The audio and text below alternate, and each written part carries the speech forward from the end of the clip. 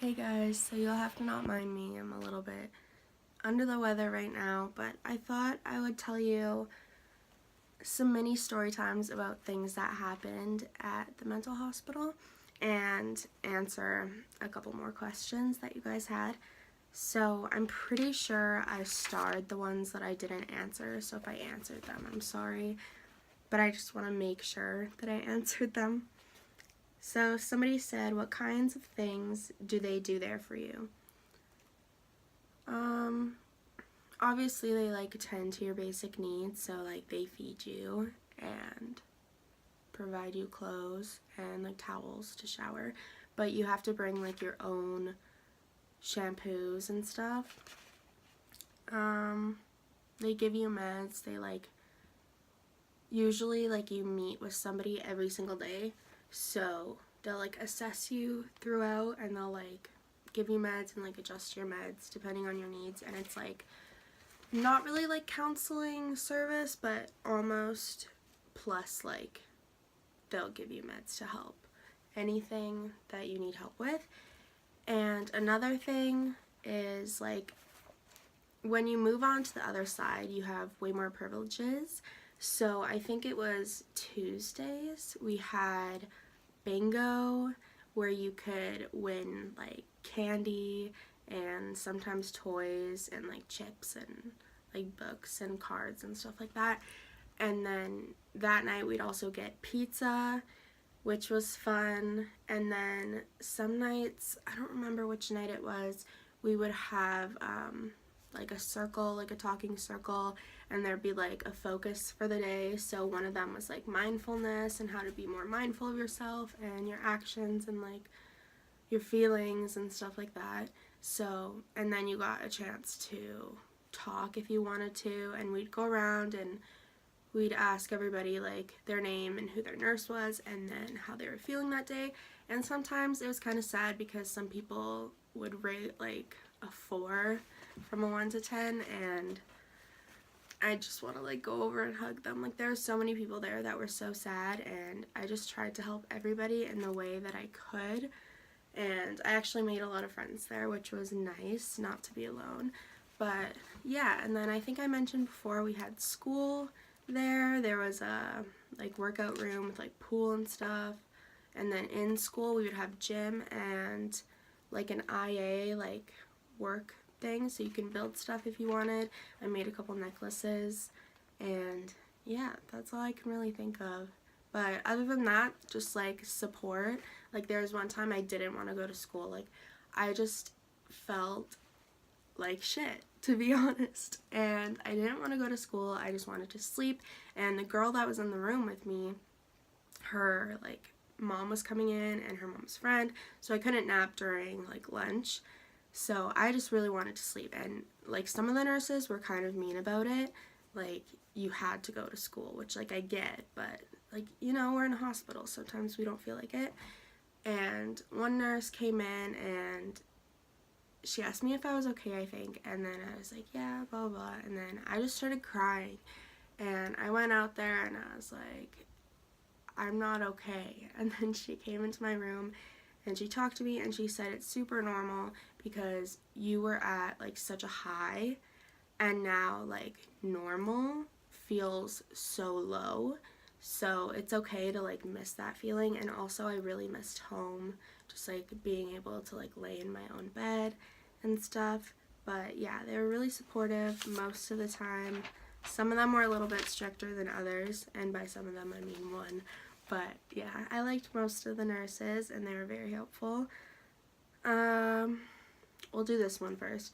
What were the vibes it gave off towards you? I feel like I answered this before, but at the start, I was scared. If you watched my other video, I was super scared. And then I started like talking to the nurses and almost making friends with them, and everything just got better from there. There was times though where I'd be scared when other people were acting up, and like I'd just be scared like for me, because like most of the time like they wouldn't do anything to anybody else, but there always is that chance. Like it's totally unpredictable, and there was times I'd have to like hide in like rooms, like office rooms, because like that's part of the next story. Okay, so for the other patient, scary / wasn't scary there. Like I said, scary at times, but there's like a couple incidences that really stand out to me. So at the start, I think I mentioned this, like that boy came in not that long after me, and he was just like freaking out. And then they put him in his room, and he kept like, it's like we have normal hospital beds, like it's not anything special. And he was ramming his bed like against the wall, like banging, like we could hear him from downstairs in school. And that kind of freaked me out. And then another time, okay, I have a couple stories. So another time, this guy, I actually like kind of made friends with him. Like some of my friends weren't necessarily like super close friends, but I was like friendly with everyone, and I felt like if anybody needed to talk about something, like I wanted to be that person that they'd feel comfortable to talk to. But like some people I would talk to outside of the hospital, and some people I wouldn't. So this boy, we were kind of friends. We'd like play cards and stuff, and I could just tell he liked me, and people would tell me that he liked me, and I was just like trying to avoid that because I'm like, I'm here to get better. Like I just got out of a relationship. I don't need this here. So yeah. And then he'd always get like super mad, and when he'd get mad, he'd think like what he was doing was funny. So I remember one time, like we had like all the cards on the table, like in groups of like brand, and he just walked by and he was like spraying the cards everywhere, like literally all over our unit. And then he picked up like those like foam hand sanitizer things, and we had a bunch of them all over the hospital. So he'd grab them one by one and he would spray the nurses with them. And yeah, I just like, ooh, I didn't want to get sprayed. I didn't want to get in the way because like the whole time he's like joking. And I noticed he kind of had an issue. Like one of our teachers was super big, and he was a tall guy too, but our teacher was bigger than him, so he felt like threatened by him. So it was, I think, like I tried when I was in there to like understand how their brains work, because I don't know, I just got super interested in it. So I think like him doing that was like making him feel like the authority, you know? So yeah, I'm pretty sure that was the time, like, one of the girls in there had super bad anxiety, and one time, like, she just, like, collapsed to the ground, and I wasn't sure what happened. Like, I thought she was just hiding under the table or something, and she was actually having, like, a panic attack. And she, like, had a similar situation to that in this situation, so I just took her, and we went into the like conference rooms that we would meet with the doctors in, and we just pressed ourselves like against the window so he couldn't see us if like he came over there, and we just chilled in there. Like she was super scared. I was kind of scared too because the guy was kind of intimidating, but like usually when that stuff happens, like they press a button and then like security people come in and they try to like gracefully like get them to like settle down and like go in the room with them. But if they won't, they kind of have to restrain them in some way. I never really got to see it because it was like around the corner. And if they're super, super like rowdy, they give them a needle, which like that guy, after, like, because we all came back, I'm pretty sure my mom showed up and then I left, and then the people actually had to be moved to the kids' side because they were worried like about him.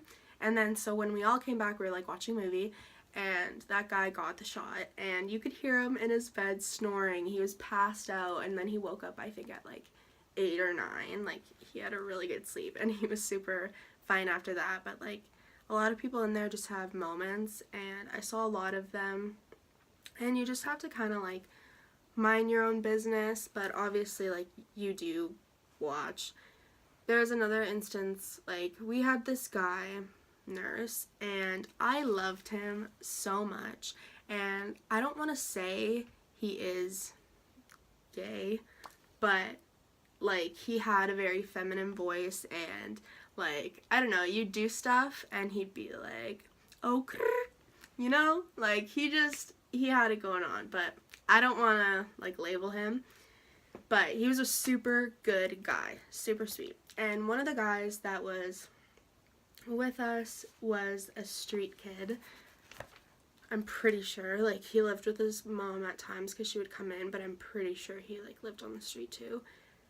And, excuse my language, but I'm just gonna tell you, like, exactly what was said.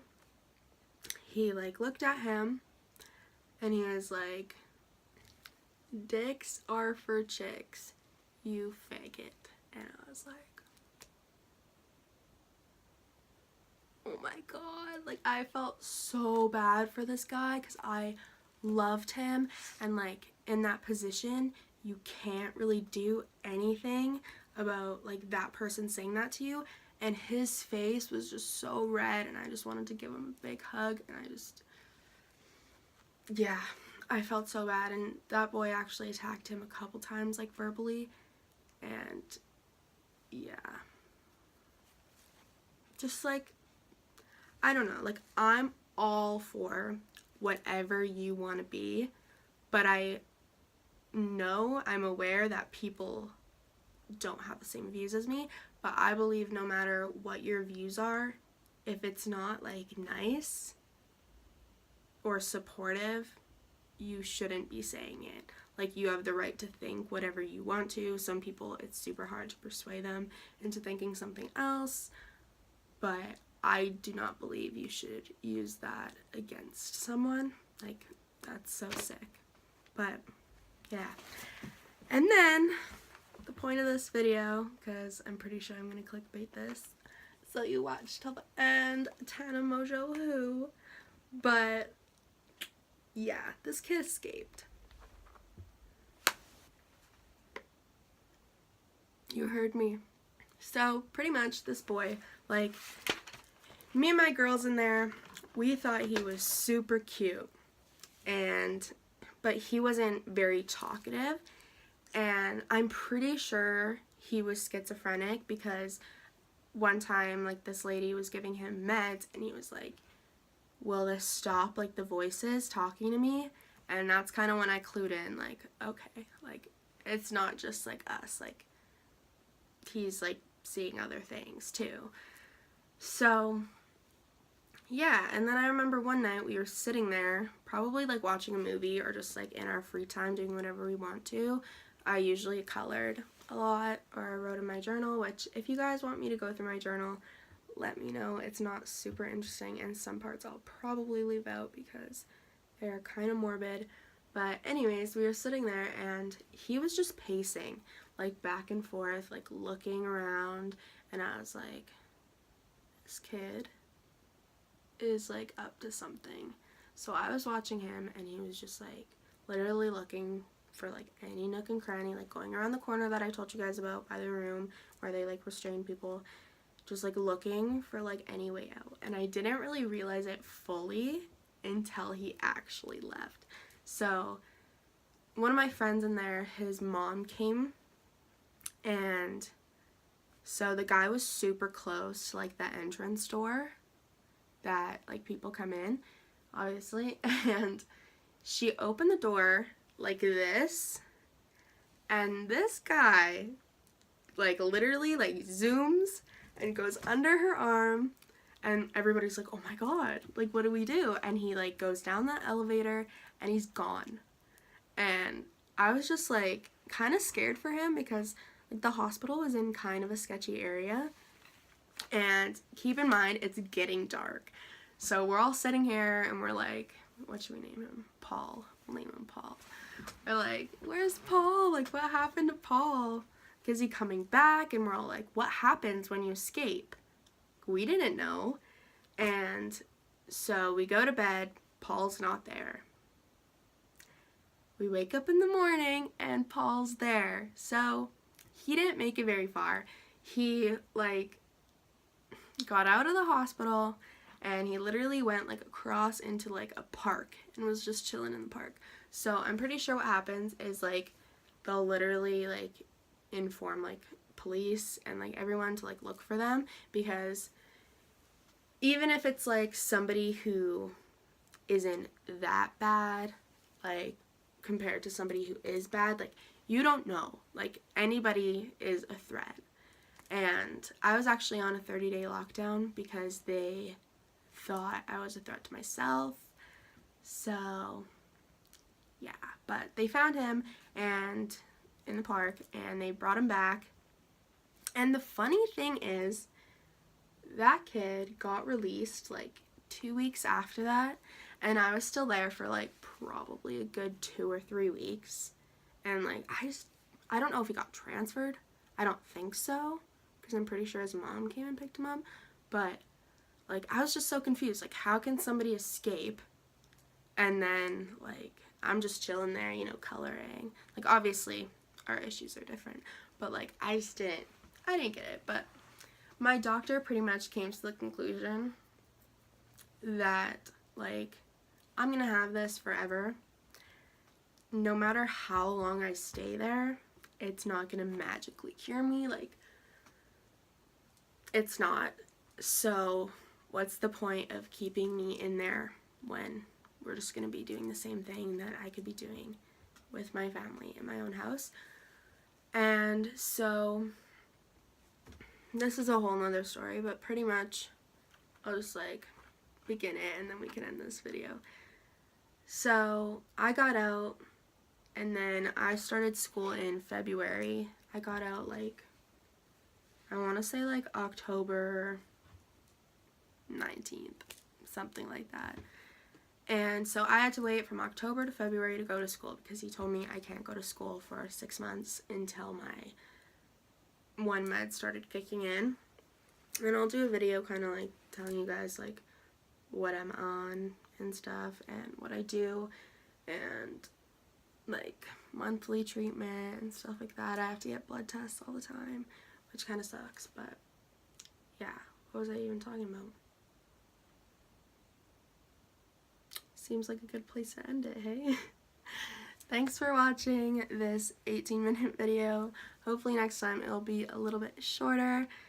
If you have any video ideas or questions or like literally just like topics for me to talk about that you want to know, let me know, because I'm starting to run out unless you guys want to see me do like makeup and stuff.